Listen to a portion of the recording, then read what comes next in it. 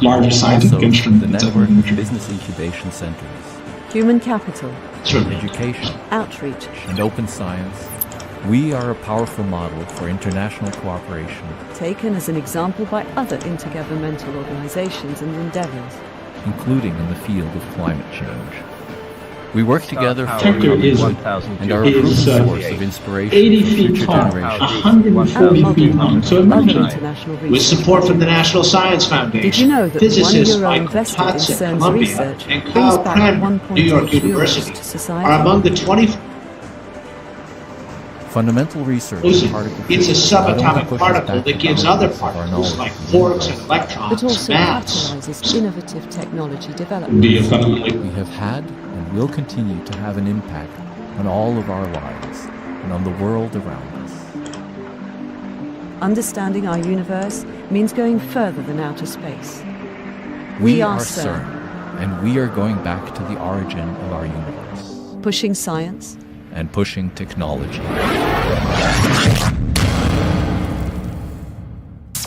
explore the future with us.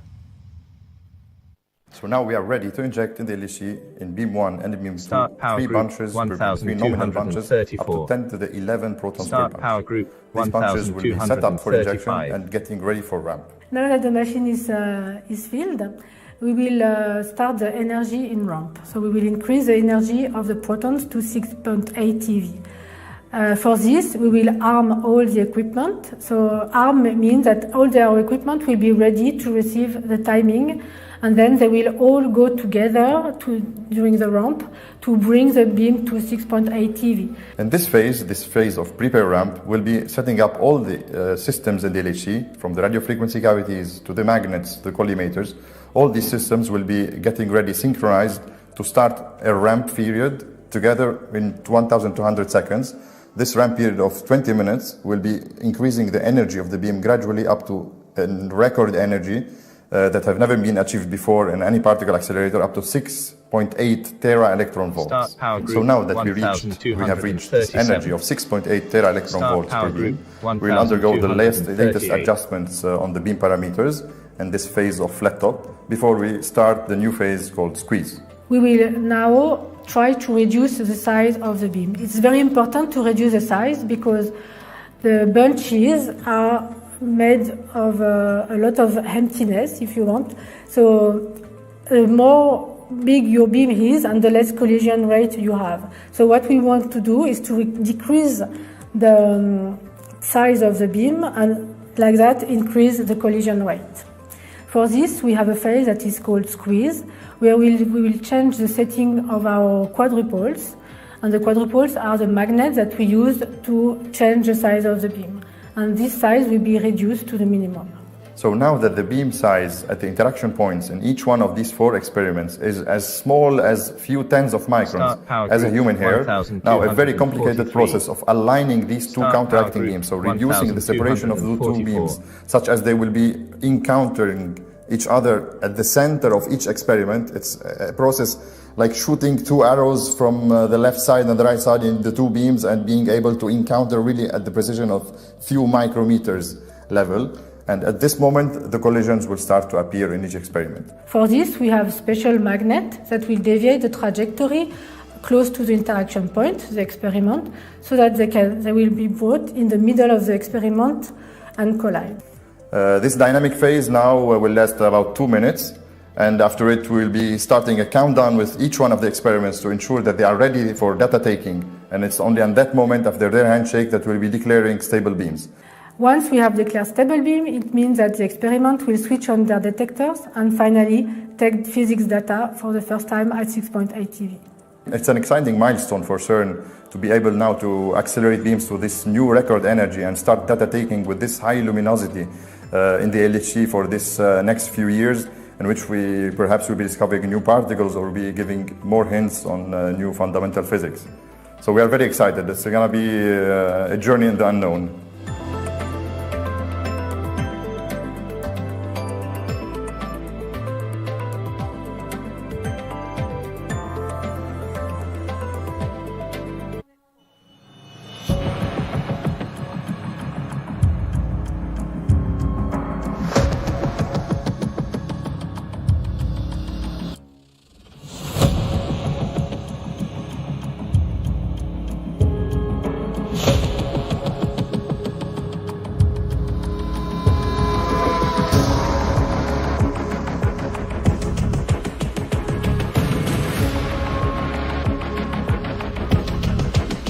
Welcome to the CERN Control Center, Herzlich the beating willkommen heart im of our CERN unique accelerator Kontrollzentrum, complex, dem where Herz very des tiny particles are Beschleunigerzentrums am fed CERN.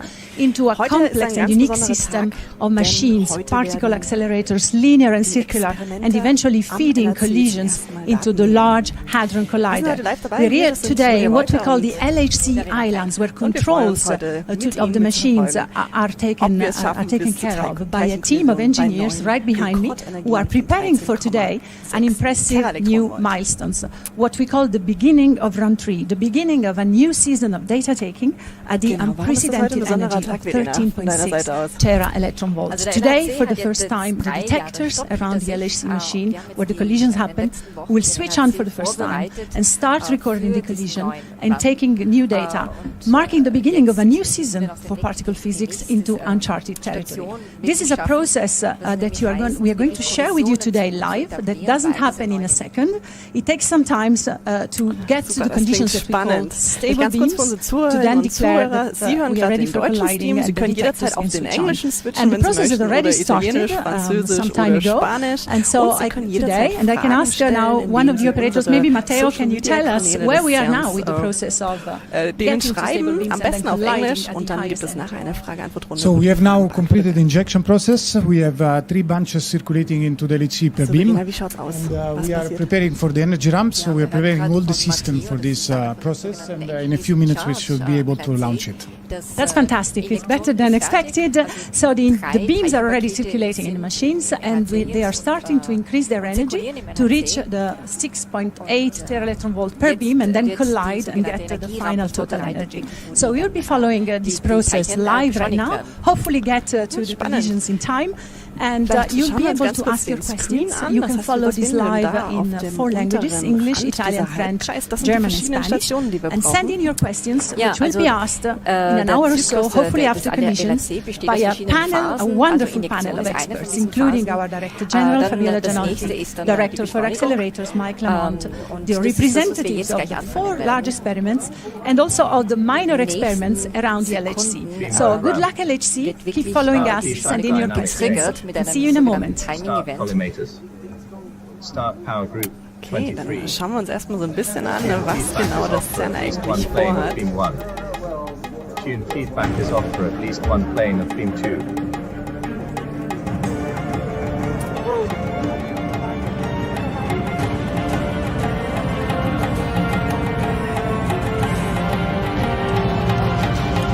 Is on.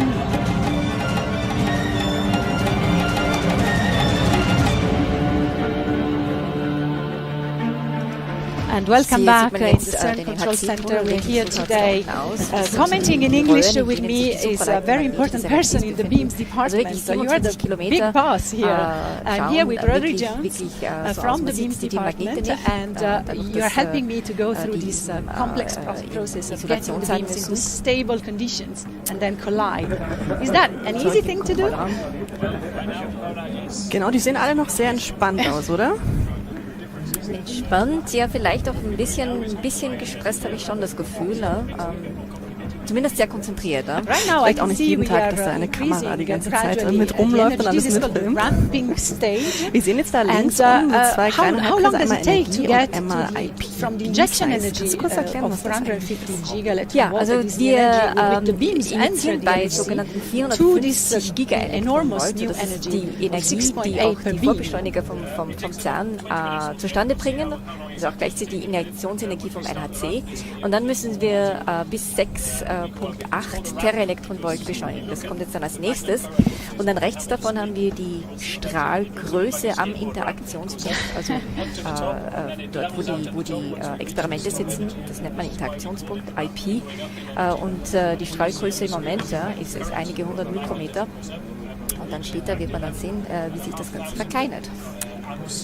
Okay, dann sind wir gespannt, ob wir bis zu dieser Stufe kommen und wann wir bis zu dieser Stufe kommen.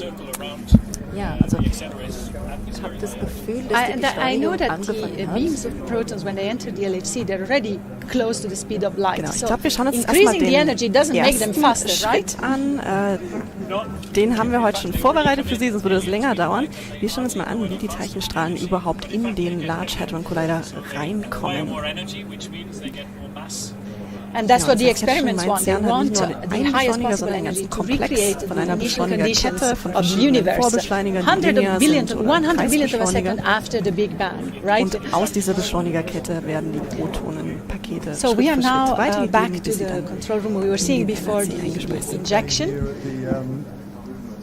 And this is Mike Lamont, Director for Accelerators, commenting on the importance of Round 3.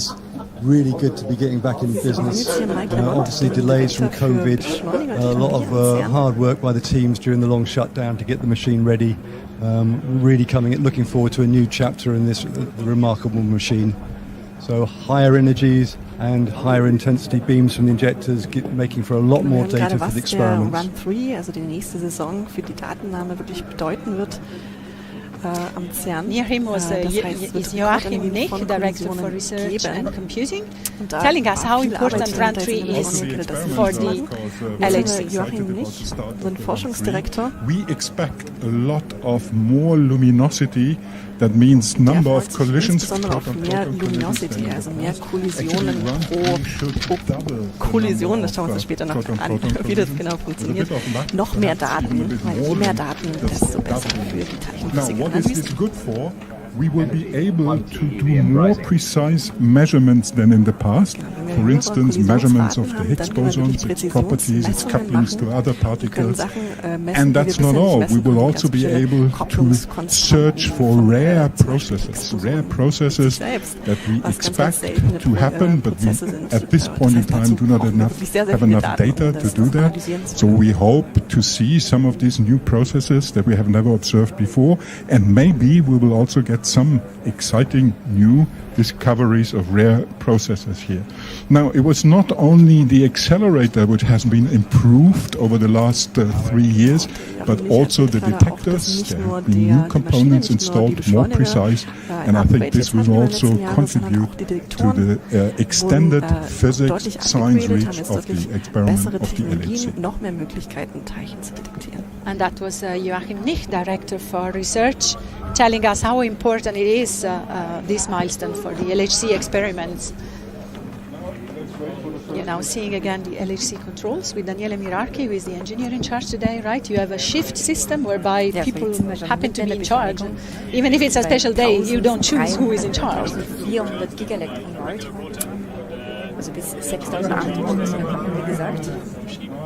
Wie genau funktioniert das Ramp, also das Beschleunigen? Wie kann man sich das vorstellen? Also wir haben an we see that the ramp has reached more than 1,500 GeV. How are particles accelerated in the LHC? Die den Strahl beschleunigen. Das passiert wirklich nur an einer einzigen Stelle. Man braucht zwar die 27 Kilometer, ansonsten da wird der Strahl rumgelenkt, wenn man so will, um dann hier in diesen Kavitäten hier beschleunigt zu werden. Also man speist hier eine stehende elektromagnetische Welle ein und wenn der Strahl dagegen durchgeht, gibt dem Strahl in einen Boost in Energie. Das heißt, die roten Wolken, die wir da sehen, von links nach rechts, das sind unsere Protonenpakete und die fliegen da durch so ein elektromagnetisches Feld durch. Genau. Super. And as we said, this raises the energy, make the particle more energetic because they're already quite close to the speed of light and they cannot go faster. Now we are back to the controls and we see the ramp ongoing. You see the energy going to 1.8 trillion electrons already. There is also 2 more parameters, the beam intensity. With beam 1 and beam 2, because of course LHC is a collider, so it gets 2 beams in the opposite direction from the SPS. They collide circulating parallel into separate beam pipes, which are made to encounter Strahlen, die dann irgendwann kollidieren werden. Strahl 1, Strahl 2, Beam 1, so. Und jeweils in den beiden Strahlen haben wir ungefähr 2,5 10 hoch 11 Protonen. Sehr spannend. Das sind sehr viele große Zahlen am CERN. Ich habe das Gefühl, wir sehen auch gerade hier ein paar Zahlen über den LHC. 26.649 Meter im Umfang. Das ist tatsächlich der weltweit größte Teilchenbeschleuniger, richtig? Ja. Genau, und eindrucksvoll auch sehr, sehr kalt. Da steht, warum ist das so kalt? Warum müssen wir auf 271 Grad Celsius Fabulous. And um diese hohen Energien wirklich da rumführen zu können, brauchen wir sehr, sehr starke Magnetfelder. Und diese starken Magnetfelder Systeme in unserem Dipolmagneten, ich glaube, das werden wir auch mal später sehen noch, die kriegen wir nur hin, indem wir supraleitende Spulen haben, also Elektromagnete mit Supraleitern. Und und diese Supraleiter, die wir verwenden, das sind sogenannte Tieftemperatur-Supraleiter. Und die, um diesen supraleitenden Zustand zu kriegen, müssen wir die eben abkühlen auf 1,9 Kelvin. Super. Okay, wow. Ja, jetzt wird es ja ein bisschen lebhafter, habe ich das Gefühl, es passiert was. Ja, ich gebe dir jetzt recht, jetzt schauen Sie tatsächlich entspannt aus. Sehen wir auch zwischen den Rücken unserer Generaldirektorin von Gianotti eingeblendet. Die werden wir später noch sehen in der Fragen- und Antwortrunde. Aber die ist natürlich jetzt schon vor Ort.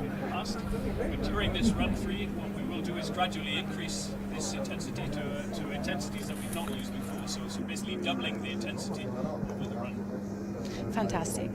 It's ongoing. And today there's more than one person in the LHC controls. Usually in shifts I've seen only one person doing that. So, jetzt sehen wir hier die Dipolmagnete, von denen du kurz gesprochen hast. Ja, man sieht hier nur von außen, okay, hier sieht man auch einen Querschnitt mit diesen Spulen hier, ja, und also diese Spulen hier, die sind wirklich aus supraleitendem Material. Und das Besondere hier an diesem LHC-Dipol ist, dass das sogenannte Twin-Armature-Magnete sind, also man hat wirklich zwei. What does it do to the beams? Curve the beams to allow it to go around the ring. So basically the magnetic field that it creates deviates the particle in a circle. This is what allows it to go around the ring with a very high magnetic field in there, which means a very, very high electrical current in what we have superconductors. All of this at nearly absolute zero, so minus 271 degrees. There is a special shifter now in the controls of the LHC. I see our Director General taking part in this process of running the beam to the beginning of run 3. Is she familiar with what you're doing? Indeed. Well, Fabiola is very familiar. She's followed the LHC from the start. Of course, she used to be a spokesperson for the Atlas experiment, and is very, very much involved and knows everything, in fact, that's going on in the LHC. So she could even replace a shifter if you needed extra manpower. No, I'm joking. She's very passionate for physics, and every aspect of the process enthuses her, and she of course understands all that is involved. We are now seeing some special facts and figures about the LHC. It's really a unique machine. It's not just the largest and most powerful particle collider. It's superconductive. It's the coldest place on the planet, also the hottest at the same time at collision point. But look at all these statistics. Indeed, so this is what we're aiming for by basically the middle of this year in terms of where we want to get to. So this is going up to around 1,200 bunches, basically per 2,808 bunches per beam colliding. And this intensity, which is not much above what we have now, in fact, will be the intensity of each of these bunches. And then all of these collisions happening at the same time. So basically, we're going around this ring, bunches at 11,000 times a second. 3.5 TeV and and rising. each of these bunches is colliding together. So today we only have 2 collisions. So basically, 2 collisions every 11,000. But in the end, we'll have 2,808 or so collisions happening every second. And you have 3.5 years of run, so you have time to increase the number of collisions that are happening. I heard an automatic voice, your LHC announcer. What does it do, and when does it start talking? This is very helpful for the shifters, of course. This is what keeps an eye on what's going on in the background. So every time a new step happens, the announcer will announce this to the neutral room. Sometimes it's regular operation, so it'll tell you where we are in terms of energy, for example, that everything is going over the run. And then, of course, in case of an issue, this is also very handy. It'll tell you that you've lost the beams, why we've lost the beams if there is an issue, or if there is a problem coming up as well. So we just said that we use dipoles to keep the proton that have the same sign, the same charge, two bunches of particles of the same charge kept in parallel along the same trajectory. Marvel of technology. Then there is another marvel of technology we are seeing right now that is part of the core of the machine, which is the quadruple. We have around 400 quadruples in the LHC. What do they do? Standard quadruples are there for focusing. So you can imagine that these bunches 40 EV and rising. remain in the LHC when we're running nominally for around 10 hours. Now this means it's equivalent to actually going to Pluto and back in terms of distance. And this means they have to be very well controlled. And anything which is slightly off trajectory will get lost on the way. So these quadruples are used to maintain basically the trajectories of the beam so that we don't lose the particles on the way. These are very important. They're combined with the dipoles bend the beam, the quadruples focus the beam, making the beams focusing along the way. We managed to keep them on this trajectory to basically go the whole distance to Pluto and back and remain collimated. We're now hearing from one of the engineers in charge, Matteo Camillocci. He's going to tell us where we are. We can see where we are with the energy. So we are over 4 tera-electronvolts. Over 2/3 of the way there, yes. And that's great. At the moment, so it's going as it should. So Matteo is getting ready to tell the world what's happening. We are now in the middle of the process of the energy ramp. So in about something like less than 10 minutes, we will be at the maximum energy at 6.8 TeV per beam, and then we will start the squeeze process. Okay, Amazing. Everything is going perfectly. That's really fantastic. 4.5 TeV and rising. The announcer just said where we are with the energy. And rising, that's fantastic. It's encouraging. There should be a lady's voice next time you program the announcer. Just change the voice. And this is LHC page 1. I guess a lot of people are watching this page right now. Yeah, so what you can see here is exactly what we said. This is the ramp. So this is what looks like this skateboarding ramp taking off. So this is basically the current in the magnets, and this is equivalent to the energy. So in fact, the scale you see at the right is the energy. And then the red and blue lines are basically the intensity of the beams. So we have a red, you see it on the screen as well, and blue beam. So we beam 1 and beam 2. So beam 1 the blue beam, beam 2 the red beam. And these traces show us how much beam we have in the machine. And if we lose any beam for any reason, this also then shows up on the screen. And we should not forget that this is a big milestone, especially for the LHC experiments. And in their control rooms, we have as many people as we can see here today. And we are going around the ring, starting with interaction point number 1, where the Atlas detector, the largest of the 4 detectors, is located. Are we ready to talk to Atlas? Hello. Yes, I think we are. We are seeing an animation right now of where the Atlas detector is located. There are 4 interaction points around the LHC. Atlas is at point 1, and this is an animation taken from the real engineering design of the detector. Is super detailed. This is an enormous, the largest detector ever built on the planet. And we are soon going to talk to the Atlas Control Center, where we have Sarah Demers, I think. Is it? Yes. Hi, hello. Sarah. That's You're right. the data preparation coordinator. This is a big day for you. First of all, happy Higgs boson anniversary. Thank you very much, and to you. It was just yesterday. And so this is a super important milestone. You're switching Atlas again for the 3rd time for a new physics season. And it's more or less like the first time, isn't it? Like the first time, this feels like nothing I've ever experienced before, actually. But yes, the room is really full of energy. People are excited. I think there's a little bit of nerves, but we feel ready for data, ready for run 3. Thank you, Sarah. We'll come back to you when collisions are done. And good luck with this run 3.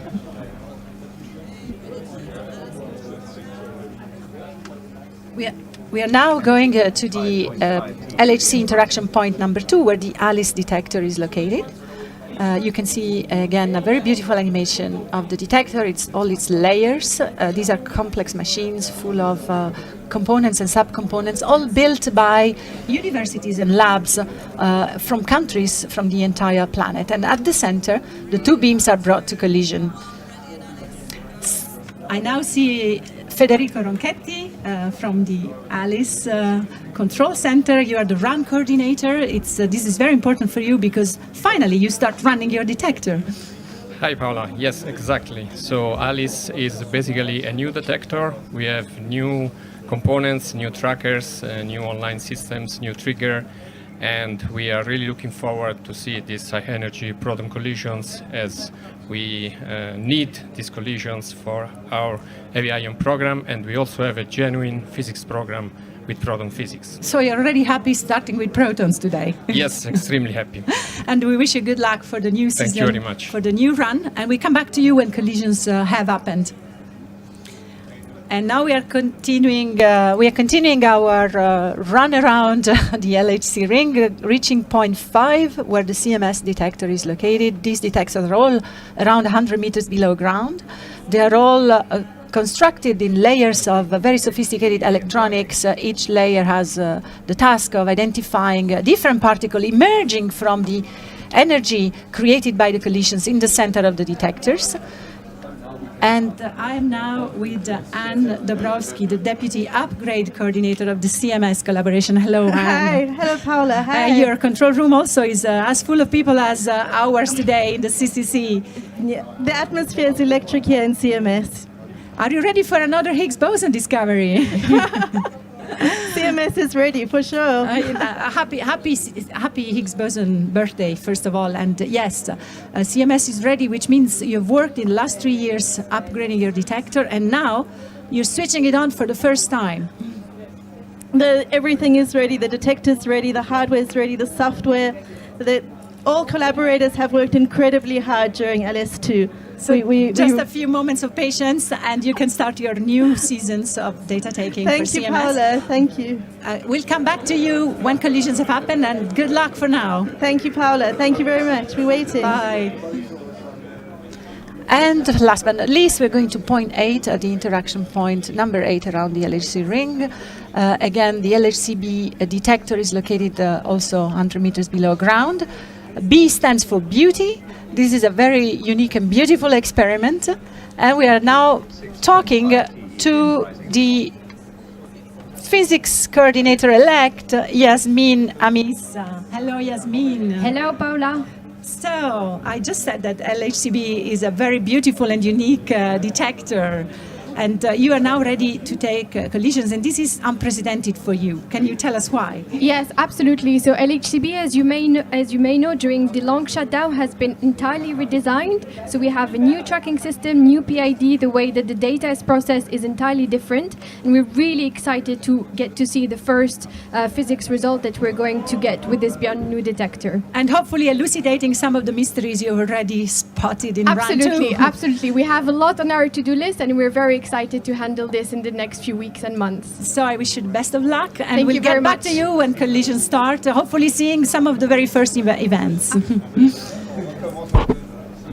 So we've completed our tour of the 4 experiments. We'll get back to them when collisions are happening, hopefully in time for our live to be finished. And we shouldn't forget that there are around the LHC also smaller experiments. The 4 detectors are huge, but there are also some smaller experiments, and we have one spokesperson for all of them, just presenting these experiments to us. These are Phaser, SND, LHCF, Modal Map, and Totem. Offer at least one plane of beam 1. Here is Jamie Okay, so as well as the Boyd. large LHC experiments that we've just been told about, there's actually 5 small experiments in the LHC, which they don't have their own collision point in the machine, so they're situated around the large experiments, and they see the signals coming from the collisions from those large experiments. So just to list through these experiments, so the first one I'm going to talk about is called Totem. So this is situated close to the CMS experiment, so it's got detectors that are 200 meters either side of CMS, very close to the beam. And it can use these detectors to detect scattered protons and to measure what's called the total proton-proton cross-section which is basically the proton interaction rate at the highest ever energy when we go into run 3 at 13.6 TeV. So the second small experiment that I wanted to mention is called LHCF, and this is situated about 200 meters from the Atlas collision point. LHCF is situated very much in the forward direction of the collision, so it can see the collision products that go outside the Atlas acceptance, and this provides very useful insight, very interesting insight for cosmic ray experiments. Then I want to mention the modal experiment, which is placed close to the LHCb interaction point and is designed to search for exotic new particles that could exist, such as magnetic monopoles. So modal actually has an ongoing upgrade which will allow it to also search for what's called milli-charge particles, which are particles with extremely low electric charge, and that will be an interesting new thing that comes in for run 3. Finally, I wanted to talk about two completely new experiments that didn't exist before the shutdown. They've been installed in the last couple of years, called Phaser and SND at LHC. So these have been designed to search for neutrinos that are produced in the proton collisions in the LHC for the first time. In fact, neutrinos have never been detected directly from a particle collider, so this is really an interesting step forward. And these two experiments can also search for light, weakly coupled new particles that could be motivated by dark matter. And so this will really open a new sort of region of physics studies that can be done at the LHC. So that's the 5 experiments. I also wanted to just mention that there's, of course, the teams working on these are super excited about the start of run 3. For 2 of the experiments, it's the first time that they will ever see collision data, so that's extremely exciting to see how the experiments perform with this data. And then also, of course, to use this data to do physics measurements and searches. The other experiments have also had large upgrades during the long shutdown, both to improve their physics capabilities, but also to deal with the effect of radiation, which sort of deteriorates the detector performance during run 2. So all of the experiments have new components, and it's going to be really exciting to see how these perform with the new data, and especially at the highest energy ever. So that's what it was. So we have now Matteo Solfaroli telling us where we are with the ramping. eV per beam, and we have started the squeeze process, during which we reduce the dimension of the beams at the collision points, thus increasing the probability of collisions. This process will last for about 6 minutes, and then we will be in the position of start the collision process. Okay, they finished. So, Rodri, we reached the energy we wanted. We reached right the energy, now. yes, and we're at 6.8 TeV, so GeV. Fabulous, fabulous. So, 6.8 tera-electron-volt, that's fabulous. And you started the next stage, which is the squeezing. This is called the squeeze. So basically what we're doing now is actually reducing the size of the beam in the middle of these experiments that we just saw. And this means that when the beams reach the center of this experiment, they're very, very small. They're only a few microns. This so that there's much more chance of them colliding together when they actually come in there. They are as small as a human hair, even less than a human hair. They're much smaller than a human hair, yes. We are now going to see how do you do the squeeze with these collimators? Well, the collimators are used to clean the beam, so what's very important in a superconducting machine is to make sure we don't lose any of the particles along the way, and this is why we use these beasts that are called collimators. So any particle that is not directly in line with where we want it to be is basically cleaned away by these surfaces that we see on the side, and we lose them all in this region where we want to lose them, which is basically this collimation region, rather than in the superconducting magnets around the rest of the ring. Okay. And for a machine like the LHC, this is very, very important, because if we lose too many of these particles, we will basically heat up the magnets, meaning that they become non-superconducting, and this means we lose the beams. So the collimation system is a system which is very, very important, and basically make sure that we keep only the beam that we really want, the beams that are going to collide, and anything which is off trajectory we lose in these regions. Where are they located, these collimators around the ring? They're located in 2 main regions around the ring. One which is to clean away everything which is basically not at the right energy, and the other one to clean away the particles that are basically deviating in the trajectory. And now we can see how collimated the beam is, that it becomes as small as the size of Spain on a euro coin. Indeed. It's really very much thinner than a human hair, almost invisible to the naked eye. Yes, and this, of course, very important before we get into this squeeze process is basically to make sure that these beams are very clean. So basically these collimators are moved in along the ramp, and they follow the size of the beam. And then once we reach the squeeze process, basically here now we have these very strong quadrupoles that we saw earlier either side of the experiment, which are increasing in their energy and squeezing the beams down in the middle of these experiments. So we are now going to take a look at the CERN data center or the computing center, where we are going to talk to people that are also eagerly waiting for data coming from the LHC collisions and the LHC detectors.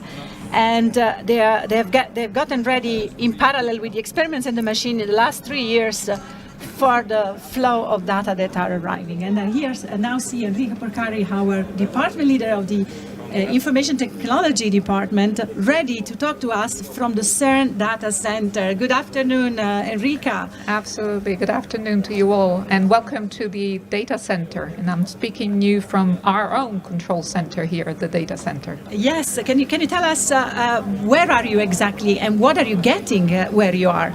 Well, the center, this data center, has been in operation since the 70s, and it's been a shining example of innovation and continuously implementing new technologies, new hardware, new software.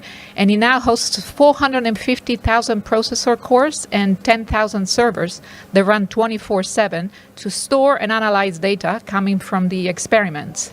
That's amazing. I think there is nowhere else in the world such a concentration of processor cores and servers, and then you run 24/7, of course, because you're receiving data from the detectors 24/7. Absolutely. Yes. Yeah. Are you ready for this flood of exabytes? Absolutely. The data center never sleeps, and despite the trigger system that quickly tries to filter data coming from the detectors and the experiments, CERN experiments still produce vast quantities of highly complex data. And so for run 3, we expect twice the amount of data that we received in run 1 and 2 combined. So our challenge for LS2 was to really get ready to store and analyze 600 petabytes of data here at the data center. And if you put it in perspective, Paola, this is equivalent to 20,000 years of 24/7 high-definition video recording.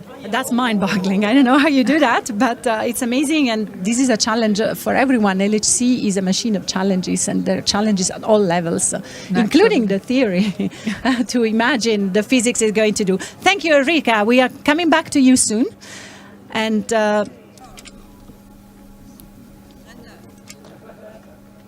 computing center is waiting for all the data, and we're really very close to be able to produce that data. We went through the ramp with the 3 bunches. We are on the flat top, and actually then on the flat top with the bunches pass next to each other, and we squeeze the beam to very small dimensions, and then the next step is to put them in collisions, and this is about to happen at any moment. Is it right, Rodri, what I just heard? For this. Renda is continuing. As the beam gets into collision, we will adjust, and then the experiments will start giving us the luminosity figures. This means that they will send us the amount of collisions they receive. So we're waiting for the flat top and the squeeze to complete and to put the beams in collision. So I just look around and see on the display if this is already happening or not. Now we're still in the squeeze. So the collisions will come very soon. Is that right, Rodri? So collisions very soon? Indeed. We're getting very close to the collision process.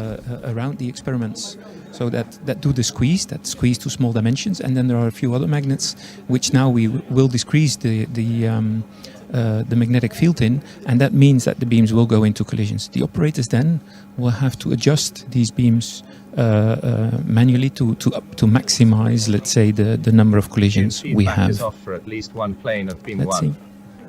Tune feedback is off for at least one plane of beam 2. I'm amazed. It took less than half an hour to get this close to collisions, Rodri. When all goes well, it all goes well, and yes, we're very close. So I see now that we have squeezed, in fact, the 2 experiments down to what we call their final state, and they're now ready basically to start adjusting the beams. What we call adjust mode is to actually make sure that they start to get to collide together. Start feedback dynamic change. So we are going now to see the historical records of the LHC since the initial start. We brought our first beams to an energy of 1.3 TeV, which was higher than the previous record from Teratron, which was 1 TeV.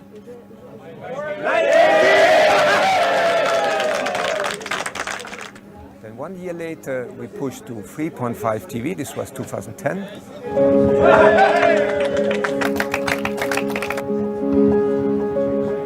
2 years later, in 2012, we reached 4 TeV, which was the highest we reached during the first operating period of the LHC. This was then interrupted by a first long shutdown where we consolidated some parts of the magnets. This allowed us in 2015 to reach 6.5 TeV, again a new world record. We operated there for 3 years until we reached our second long shutdown where we did a further consolidation of the safety system of the magnet, which allowed us today to actually make the next step of 6.8 TeV, bringing us very close to the design energy of the LHC, which is 7 TeV.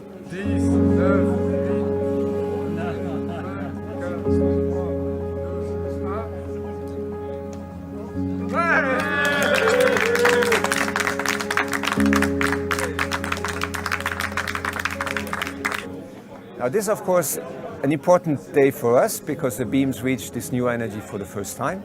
But it's only the start of a very long commissioning period which would bring us to actually collide the two beams for the experiments and provide the highest energy collisions, which should happen about 6 to 8 weeks from now.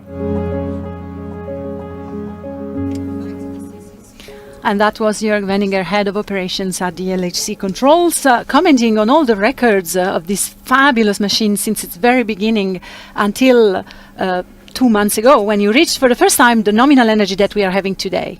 Indeed, it's been we've been setting this up now, so after a long shutdown period we've got everything ready.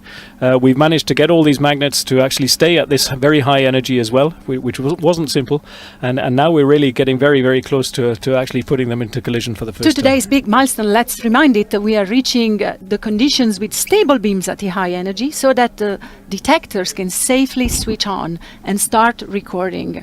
Why does it take so long between reaching the energy record and then giving the collisions at that energy record to the experiments? We have to be sure that we can manage the beams, and this is what's very important. So we are now collapsing the separation bumps. In about 2 minutes the beam will collide in the detectors, and so we can go.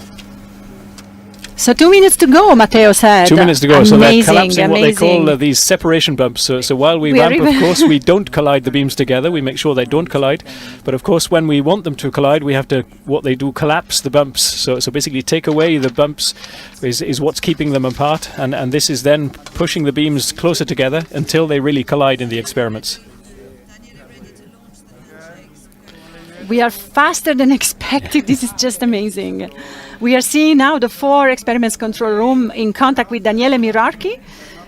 And then now they're just waiting for the collisions to actually take place. And as soon as the beams collide, the experiment should start to see something happening. They're warming up, warming up their hands, ready for a final applause. So now, yeah, we're just doing the final checks before putting everything into collision. Hopefully everything is lined up and we actually get them to collide where they should collide. So that's of course not trivial either, and this is also why we've had to set things up beforehand, before letting the experiments actually turn on their very expensive detectors to take the data. Start feedback dynamic change. Start power group 23. 2 minutes to go, I heard from Daniele.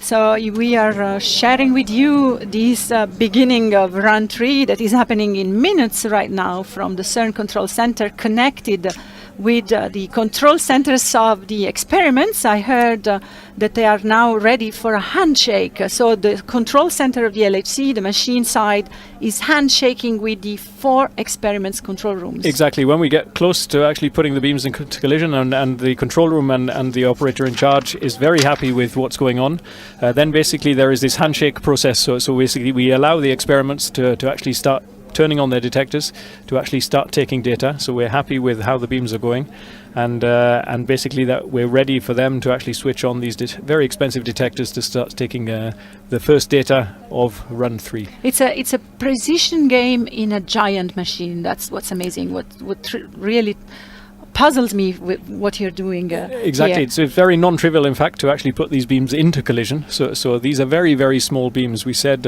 much smaller than a human hair. And of course, going around at 11,000 times a second around this ring, and we have to align them. A 27-kilometer ring. A 27-kilometer ring, and have to align them really head-on to allow these collisions to take place in just these four different points in the One of the comparisons we make in communication is like shooting two needles on both sides of the Atlantic Ocean and make them collide at the center. Exactly. This is how precise this has to be. A sense of size, how precise you have to be. What is this graph they are showing right now? This, I think, are the losses that they see, or basically the luminosity, I think. So this, in the end, should show that collisions are taking place. So basically, so that's at the screen moment, to watch. Exactly, this is a bit of noise at the moment, and they're just making sure that they can actually see something happening when they put the beams into collision. Oops, the losses are less and less.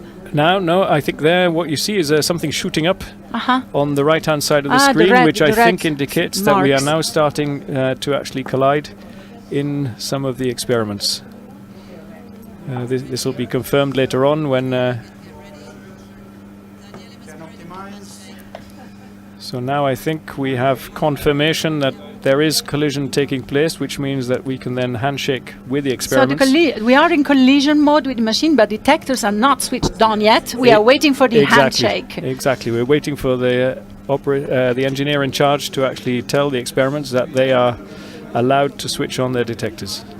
Start power group 1570. So just some final adjustments being made to make sure that everything is ready. Such a delicate process. The experiments are eager. I can see the faces of the people in the experiments control room waiting for this handshake. And the announcer just telling the operators which power supplies it's adjusting to try and make sure that these beams are actually colliding. Because you control one by one each power supply. There are specific power supplies that are controlled individually to try and make sure that these fine adjustments are made, yes. Yeah. Fabulous. Start power group 1579. Start power group 1500. So I think now what we see is that there is activity in each of the actual experiments. We see the four different graphs where we're trying to now optimize the luminosity, so basically how the beams are colliding, and we're just scanning the beams across each other to try and make sure that we've really got them aligned as they should be before we give the go-ahead to the experiments to actually start taking their first data. Start power group 1587. Start power group 1588. So these are what we call luminosity scans. So a luminosity is a measure of how many collisions are taking place at any time. And of course you can imagine that when we bring the beams together, these very small beams, they're not perfectly aligned head-on. And this means that we have to slowly move them left, right and up and down to try and optimize where the collision point actually is. And this is what's going on. This is the job of Daniele, who is now on screen. Exactly, this is what's going on at the moment. These automatic scans that have been launched to try and make sure that we're now optimized before we give more the experienced colleagues around him, because I think it's his first year LHC it's operator. His first year of LHC operation, yes. He came on the team. On the team as we were in shutdown mode, so this is really the first year that he's been operating the machine, but doing a very good job of it. Start power group 1599. Start power group. So there we have, these are the different scans that are made. The dips are where we go out of collision, and every time it goes up, of course, it's where we basically optimize the collision points. So you can see that as we move away in the wrong direction, we actually go down in what we call luminosity, so how many collisions we have. And then as it's optimized, of course, we get to a higher and higher level, and this is what is now being done. And once he's happy with the level for each of the four experiments, he will then launch the handshake with them to allow them to start taking data. It's a thrilling moment. Everybody is waiting. I think the experiments are already pleased that they are getting collisions, but they are not switching on yet. Not yet. No. I think they want to really make sure that everything is fine before giving the final go-ahead for this. Power group 1611. Okay. So this is the final step that's not been done yet this year. So it's this move from this adjust phase. It's a real to first really the that we are beams. sharing with the world today. Exactly. So now All the eyes are on Daniele Mirarchi, who has the luck or the bad luck of being on shift today, at the very moment where all the eyes of the world are on him. He's like an orchestra director setting the pace for the music to go. But very calm, as you see. I think very professional and knowing all the steps that has to be taken to make sure that this is all done in the right way. This is a job that is learned on the job, right? There is no specific training outside this room. Not really. There's a lot of knowledge, of course, behind, which has been acquired over the years in different ways for Daniela as well. But then the real on-the-job operation is learnt in the control room, of course. Because you continuously adjust. We are ready to go. Good to go, ready says to Daniela. Go. Good to go.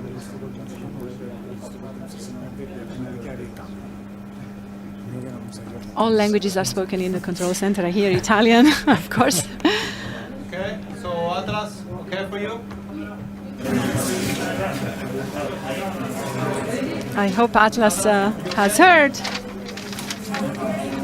Atlas is thumbs up. Atlas is thumbs up. That is. Okay. That was. Alice is ready for collisions. Good. CMS, are you okay? Yes, confirmed. You are ready for collisions. LHCb, it's for you, okay? Go for it. Yeah, fantastic. So all experiments confirmed that they're happy. So we are counting down to the start of run 3, the moment when the experiments are going to switch on for the first time and be able to record collisions from the Large Hadron Collider at the center of their detectors at the record energy, unprecedented energy of 13.6 trillion electron volt. This is going to happen in 8 seconds from now. 6, 5, 4, 3, 2, 1. Beam mode stable. There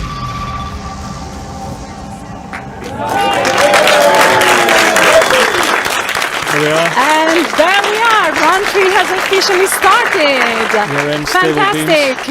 All the experiments are now recording their first collisions, and we have the Director General coming up to the floor to make a statement on behalf of our beautiful laboratory.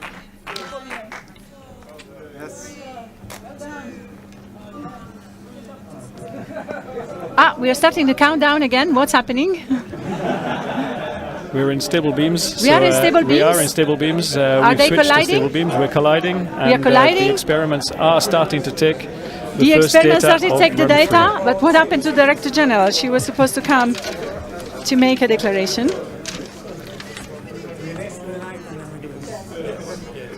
Okay, so this is the arrival of the data from the collisions at the CERN data center, where they've installed an artistic installation.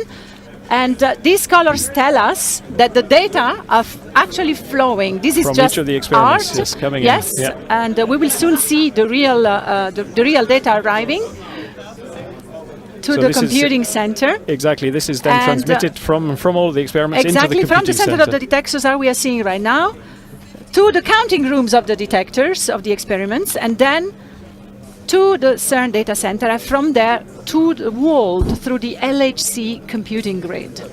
Yes, and of course all the data, we can't handle this all at the same time, so at each of these stages we actually look at the data, see what's interesting or not, and only pass on the interesting data to the next level. And this is the way that we reduce the data and then make copies of it as well, and send this out to all these different places. And this is happening right now. And this is right happening here, right now. We're good for 3 more years of data taking at the LHC. And finally, we have the Director General, Fabiola Gianotti, ready for her statement on the beginning of Run 3. It's a magic moment now, here at this moment in the CERN Control Center. We just had collisions at an unprecedented energy, 13.6 tera electron volt. And this opens a new era of exploration at CERN, a new chapter. Run 3 of the Large Hadron Collider will give us collisions at higher energy than before, and also an amount of data equivalent to the total amount of data recorded in the previous 2 runs. And this, of course, will increase our opportunities for discovery or for understanding the fundamental laws of the universe. C'est un moment magnifique au CERN. On est dans la salle de contrôle du CERN. On a juste eu maintenant des collisions à 13,6 téraélectronvolts, TeV. C'est une énergie sans précédent et c'est le début du round 3 du LHC qui ouvre un nouveau chapitre dans l'histoire du CERN. Plus d'énergie, plus de collisions et donc plus de possibilités de découvrir de la nouvelle physique ou au moins de pouvoir affronter les questions ouvertes en physique fondamentale. Siamo nella sala di controllo del CERN, abbiamo appena visto collisioni a energie senza precedenti, 13,6 teraelectronvolt.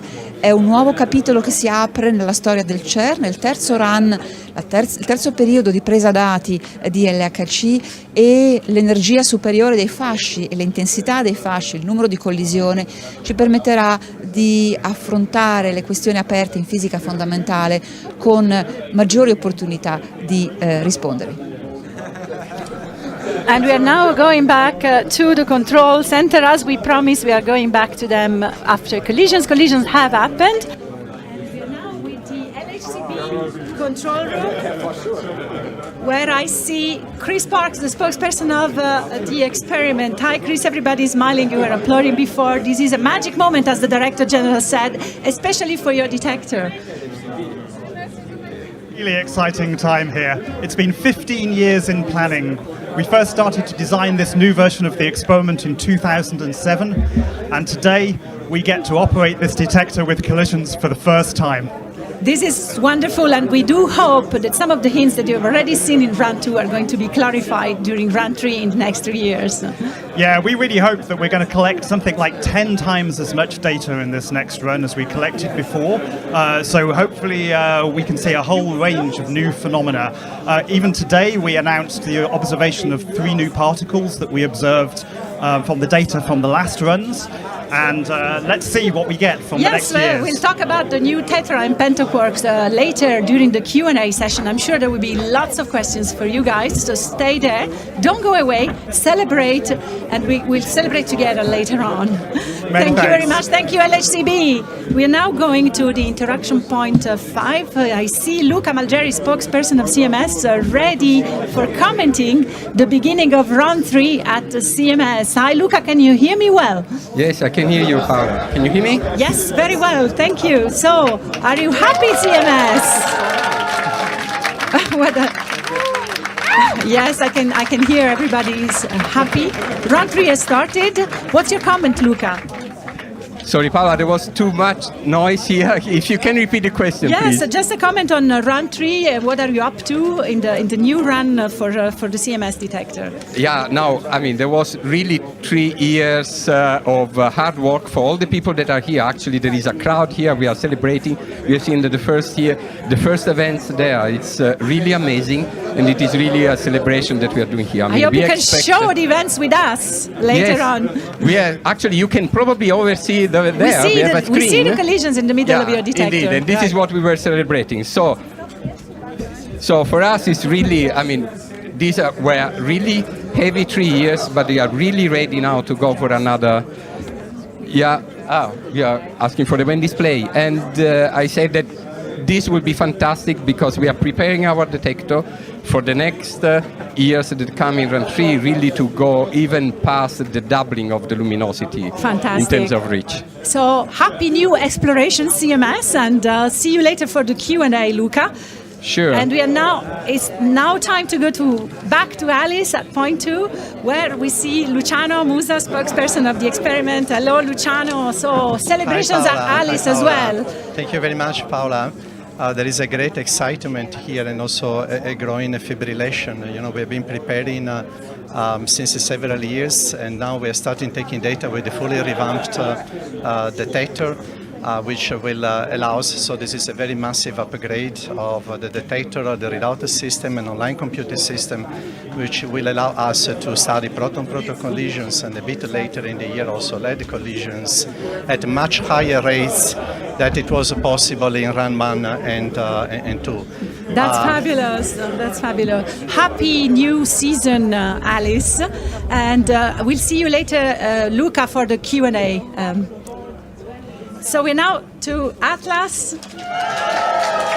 Fabulous, Andreas Hacker, spokesperson of the collaboration. I can feel the excitement. I don't need to ask you whether people are excited. We can see it with our own eyes. Thank you, Paula.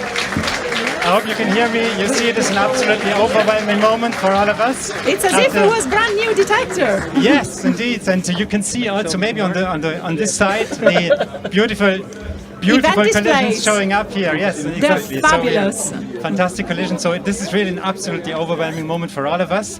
It is really beautiful to see highest energy beams ever cross and collide in Atlas and giving us physics data again. And I think for me, this is not the first time we restart data taking, but for many of the experts here, the young experts, this will be a lifetime experience for them. They're all now operating the new detector after this long upgrades. Thank you very much for sharing this fantastic moment with everyone. We are now going to the data center once more. And Rika, are you being flooded with the new data from the LHC experiments? Absolutely. The data is coming in fast and furious from the collisions in the LHC experiments and the detectors. And so all the data is coming in here in the room behind me that is hosting 450,000 processor cores and 10,000 servers that run all the time. As you could see from this animation, data from the experiments come into the data center, which is connected to the experiments via over 50,000 kilometers of optical fiber. That's more than the Earth's circumference. And so thanks to this network, we are now, again, receiving the first collision data. Now, when the data comes into the data center, two things happen to it. First, it's stored into disks, then it's stored into tape for long-term storage. And after another copy of it is provided to the worldwide Large Hadron